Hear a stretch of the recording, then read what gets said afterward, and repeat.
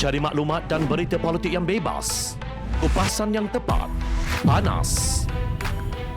Dapatkannya secara eksklusif hanya di Jom Channel. Komitmen kami, pentasan berita Isnin hingga Jumaat. Berbicara dan isu semasa, kami garapkan secara langsung. Panel-panel berkaliber dan profesional.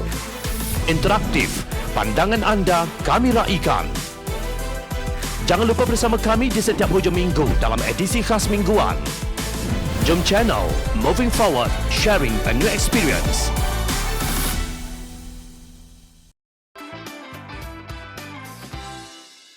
Nampaknya pengkhianat menyambung pengkhianatan.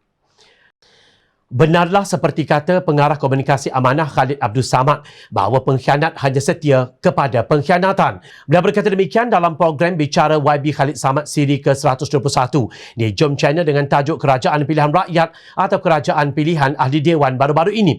Lebih-lebih lagi apabila pengkhianatan itu disokong oleh gerombolan pengamal kleptokrasi yang berhadapan puluhan kes di mahkamah. Kalau dahulu kita ditawarkan gerombolan kakistokrasi bercampur dengan kleptokrasi. Kini kita mendapat kleptokrasi dan kakistikrat. Natijahnya, walhasil balik asal. Ada menteri yang tidak kompeten kembali ke portfolio asal atau hanya bertukar kerusi. Kalau dahulu walaun dan macai berebut-rebut mengecam Datuk Seri Dr. Zulkifli, seorang pakar dalam bidang toksikologi, bukan perubatan memegang portfolio Kementerian Kesihatan. Kenapa kini membisu apabila ia diberikan kepada Khairi Jamaluddin? Adalah amat kelakar apabila menteri yang keliru tentang Spanish flu dengan Spanish fly kini diberi amanah untuk membimbing kementerian yang akan dipenuhi para sarjana untuk mengisi keperluan inovasi di negara ini. Adakah kelayakan akademik sudah tidak relevan lagi bagi kementerian yang dahulunya khusus untuk individu yang memiliki pengkhususan tertentu? Selain itu, Datuk Seri Muhammad Azmin Ali yang gagal membawa masuk pelaburan luar FDI kembali ke kementeriannya.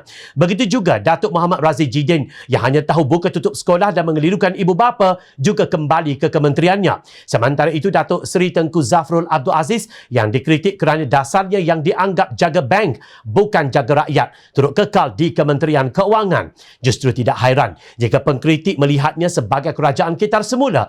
Malah slogan keluarga Malaysia diejek sebagai Keluarga 69, sebuah filem komedi Melayu arahan almarhum P. Ramlee.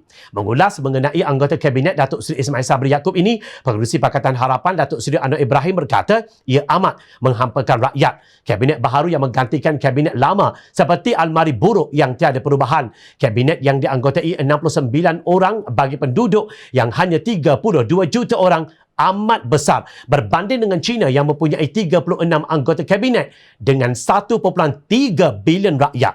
Ternyata ia merupakan kabinet pemberian ghanimah yang akan ditanggung oleh rakyat marhain yang koceknya semakin mengecil dan menipis. Apakah Badi Sheraton masih menghantui Ismail? Soal naik Presiden Amanah Datuk Seri Dr. Mujahid merujuk kepada asal-usul kerajaan tebuk atap ini. Malangnya Badi itu menyambung penderitaan rakyat kerana Ismail menggunakan kaedah yang sama walaupun teringin mendapat hasil yang berbeza. Ismail Sabri ternyata mungkir janji untuk membuat perubahan seperti yang diharapkan dalam pertemuan bersama anggota Majlis Presiden Pakatan Harapan Anwar Ibrahim, Muhammad Sabu dan Lim Guan Eng. Pengkhianat yang diselamatkan Ismail Sabri akan terus menyambung pengkhianatan mereka. Hanya satu cara untuk negara ini kembali ke landasan yang menuju ke arah negara maju. Semua pemimpin pembangkang harus bersatu padu merintis ke arah landasan itu.